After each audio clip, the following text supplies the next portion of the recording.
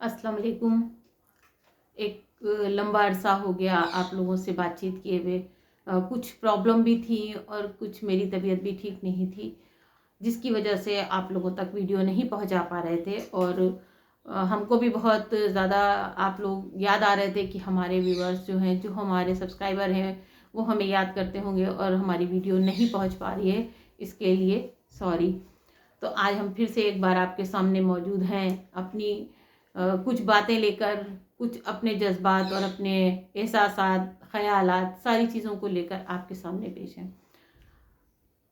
कुछ दौर ऐसे ज़िंदगी के होते हैं वो बहुत मुश्किल हो जाते हैं, कुछ दौर तो बहुत आसान होते हैं, वो जब गुज़र जाते हैं तो लगता है कि बड़ा हल्का वक्त था और बहुत आसान टाइम था। और उस दौर को इंसान बहुत जल्दी भूल भी जाता है। अगर अच्छा होता है तो बहुत जल्दी भूल जाता है, और कुछ जो नहीं भूलने वाले माहौल होते हैं या वक्त होता है, उसको इंसान भूल भी नहीं पाता है और यादें बन के वो रह जाता है आपके जहन के किसी ना किसी गोशे में। और अगर बुरा वक्त होता है वो तो खैर कभी भी इंसान नहीं भूलता, वो चाहे कह दे कि हमको नहीं याद है, लेकिन वो भूलता नहीं है। तो कहने का मतलब ये कि इंसान के पास अच्छा और बुरा वक्त जो भी होता है वो इंसान कभी भूलता नहीं है। इंसान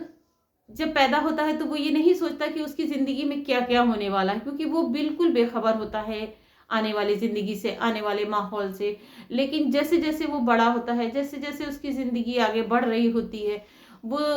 समाज से जुड़ता है, लोगों से जुड़ता है और रिश्तों से जुड़ता है, वैसे वैसे उसको कुछ चीज़ें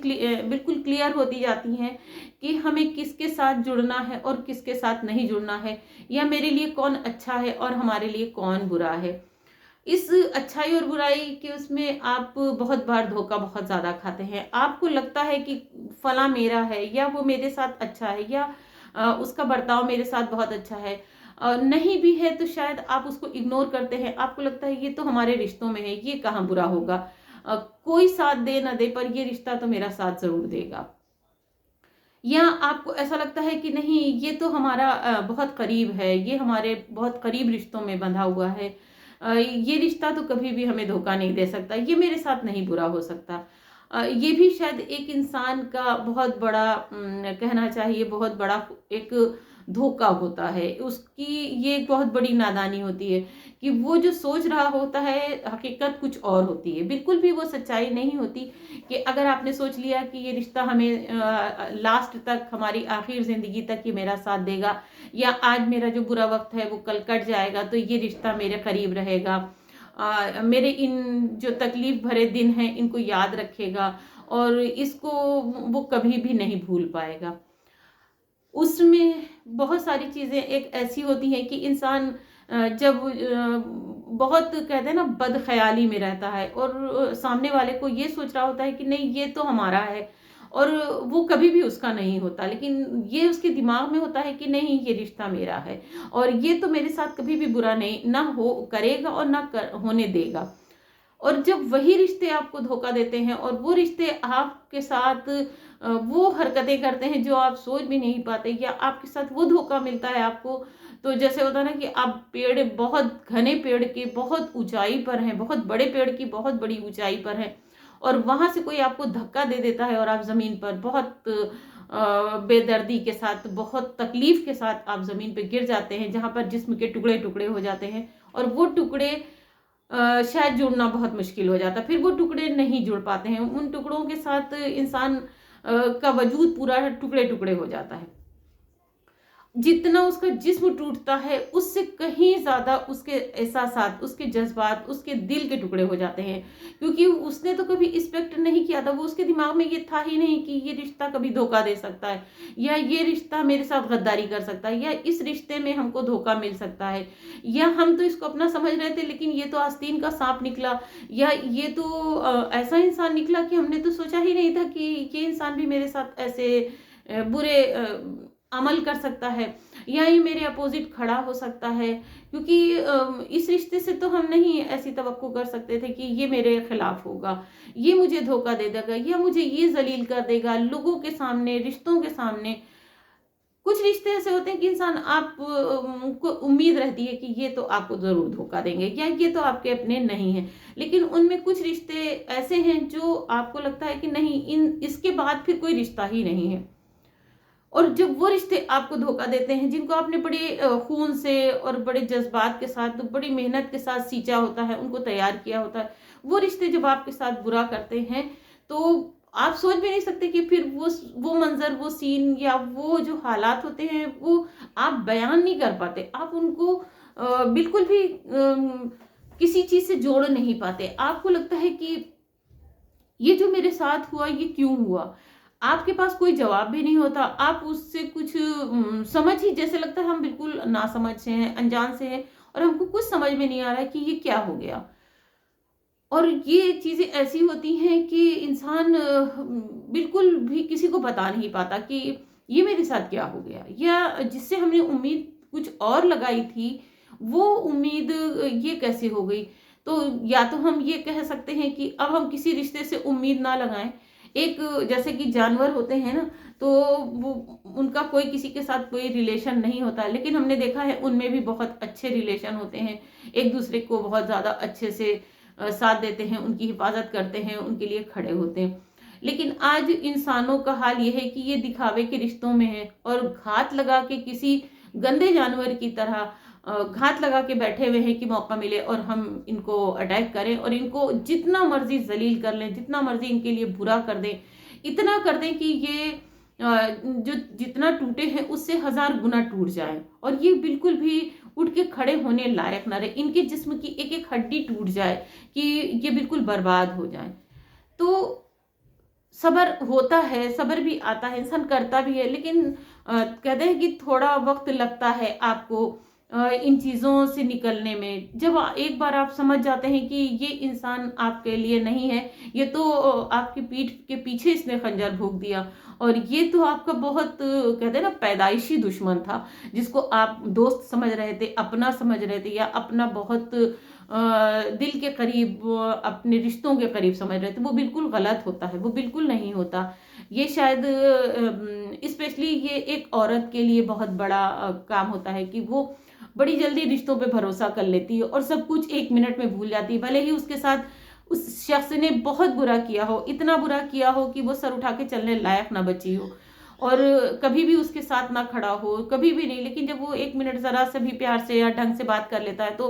औरत ये सोचती है, अरे नहीं, वो पहले ऐसा था ना, अभी ऐसा नहीं है। जबकि अगले लम्हे में फिर वो सामने से आपको बहुत गंदा जो है, कहते हैं ना कि बहुत गंदा फील कराता है और आपके साथ बहुत गंदा करता है, इतना गंदा करता है कि आपको आपकी सोच से ज़्यादा गंदा, आपके तसव्वुर में भी वो चीज़ें नहीं आती कि ये इंसान मेरे साथ ऐसा कैसे कर सकता है या इस इंसान ने मेरे साथ इस तरह की गद्दारी क्यों की। ये तो आस्तीन का सांप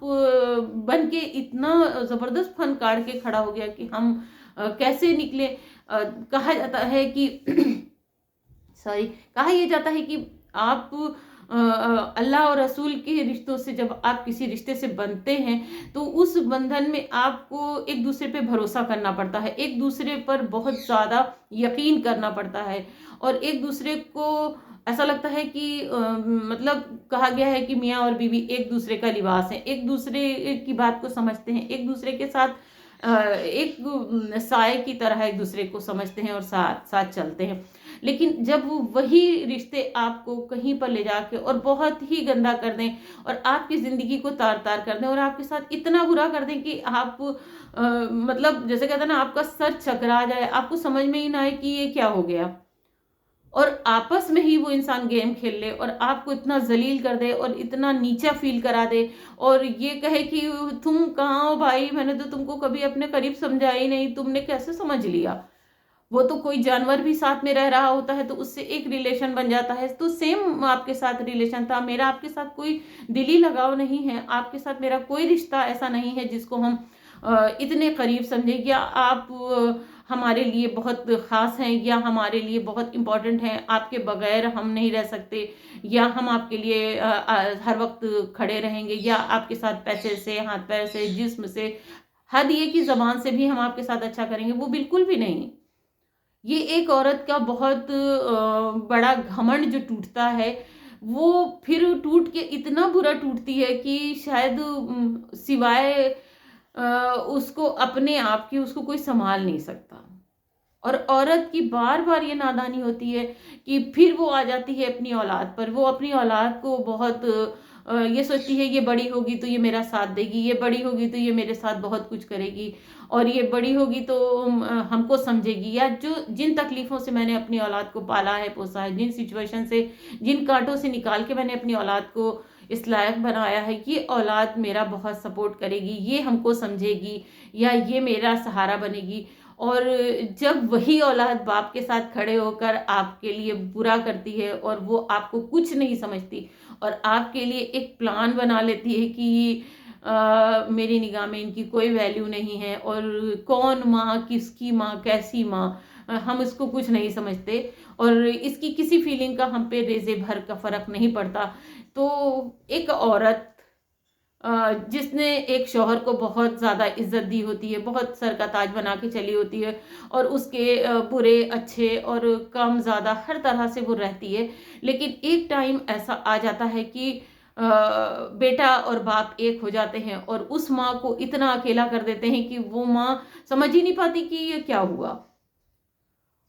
वो बाप ने क्या किया था वो बेटे को नहीं समझ आता, या बाप ये नहीं सोचता कि इस औरत ने मेरे साथ क्या किया, या मेरे अच्छे बुरे वक्त में ये मेरे साथ रही, इसने गुजारा।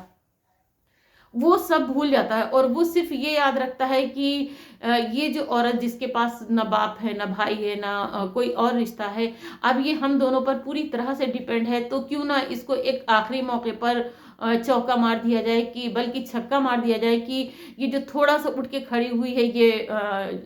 अगर ये देख के बेटे को सोच रही हो कि ये बेटा तो हमको समझेगा या ये मेरा सहारा बन जाएगा, और वो अगर उसको भी तोड़ दे तो फिर तो क्या कहने, फिर तो वो पूरी तरह से जैसे कहते हैं ना कि ख़त्म कर देना। सिर्फ उसकी सांस तो चल रही होती है, पर वो जो सांसें होती हैं वो आर्टिफिशियल सांसें होती हैं। उन सांसों से उसके जीने और मरने और उसके किसी शौक का या किसी पर एतबार जो वर्ड होता है वो ख़त्म हो जाता है। वो फिर किसी पर एतबार करने लायक नहीं होती, उसकी हर फीलिंग जो होती है वो ख़त्म हो चुकी होती है। हाँ, ये ज़रूर कहेंगे कि अगर अल्लाह ने माँ बना दिया है,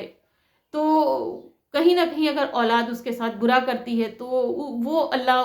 और उसके बीच का हिसाब हो जाता है। और एक बार कहा जाता है कि अगर किसी ने आपको बहुत परेशान कर लिया और बहुत ज़्यादा आपको तकलीफ़ें दे दी, हमेशा आपको ज़लील समझा, आपको हमेशा ज़लील करके रखा, आपको हर वक़्त बहुत बुरा कहा है, और एक टाइम आता है कि आप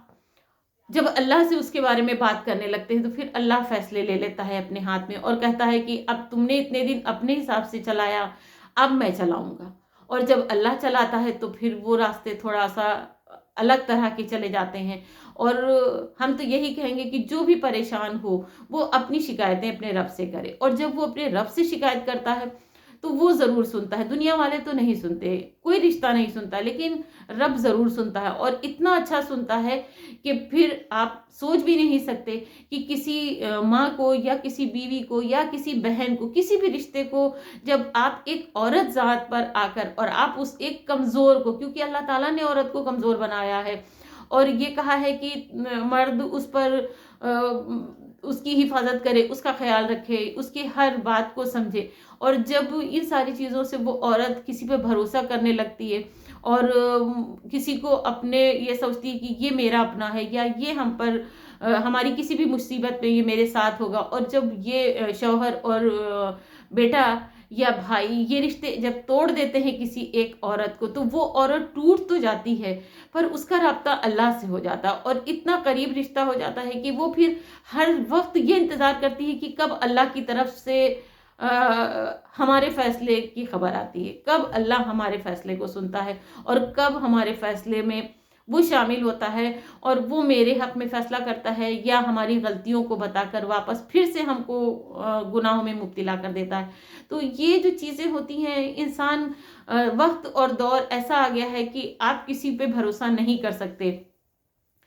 चाहे वो बेटा हो, चाहे वो बेटी हो, या शौहर, खासकर उसके बाद भाई और बाप,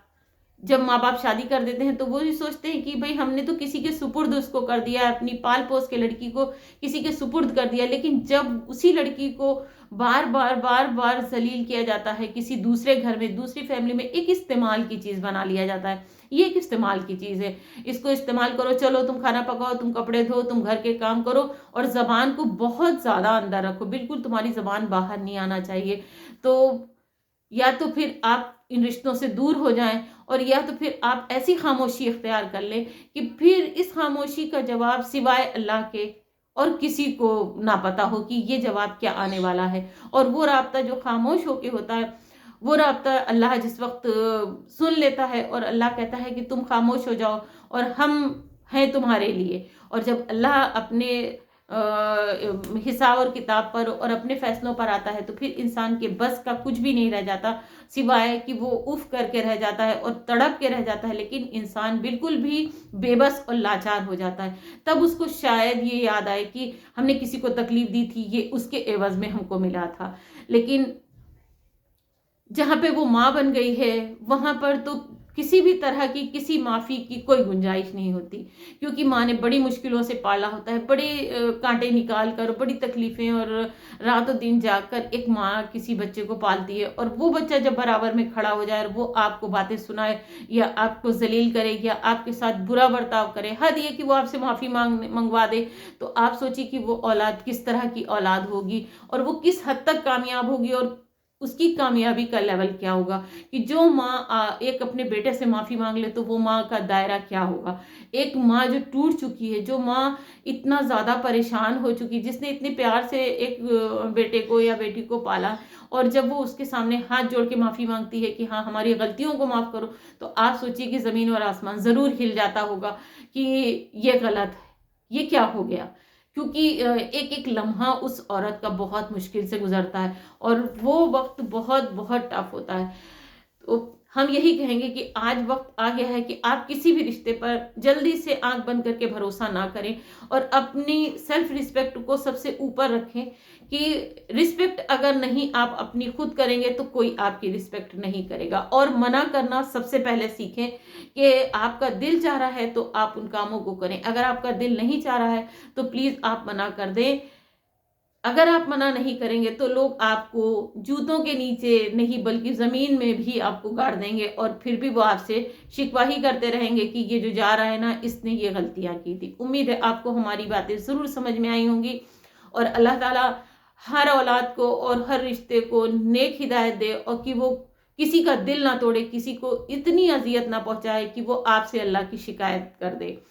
आपकी शिकायत अगर उसने अल्लाह से कर दी तो कहीं ना कहीं आप पर वो सजाएं अल्लाह मुसल्लत कर देगा जिनका आपने तसव्वुर भी नहीं किया होगा। बार बार किसी बात को करना, बार बार किसी को तकलीफ देना, ये कोई अच्छी बात नहीं है। अल्लाह ताला हम सबको नेक हिदायत दे और नेक राह पे और ईमान की राह पे चलने की तौफीक दे। अस्सलाम वालेकुम। मिलते हैं एक नई वीडियो के साथ। अल्लाह हाफिज़।